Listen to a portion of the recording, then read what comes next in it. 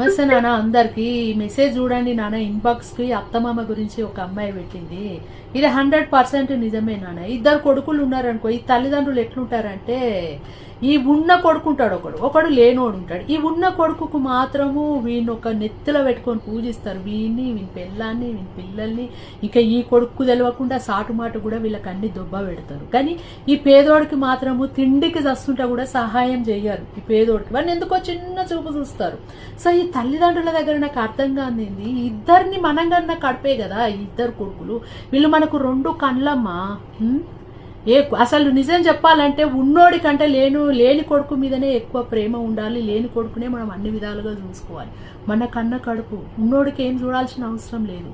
ముఖ్యంగా మీ అందరూ రాసి పెట్టుకోండి, ఇలాంటి తల్లిదండ్రులు నోట్ చేసి పెట్టుకోండి. ఇవాళ మనకు బలుపు ఉంది, పైసా ఉంది, మనకు శక్తి ఉందని చెప్పేసి అని ఒక కొడుకును చూడకుండా ఇంకో కొడుకునే మీరు మొత్తం చూసిరనుకో, రేపు ఈ శక్తి, ఈ బలుపు అనేది ఉండదు. మనం అడ్డం పడ్డనాడు అప్పుడు ఈ ఉన్నోడు అప్పుడు వీని పెళ్ళాం వీడు వీని పిల్లలు ఏమంటారు తెలుసా, వాడు చూస్తేనే మేము చూస్తాము అంటారు.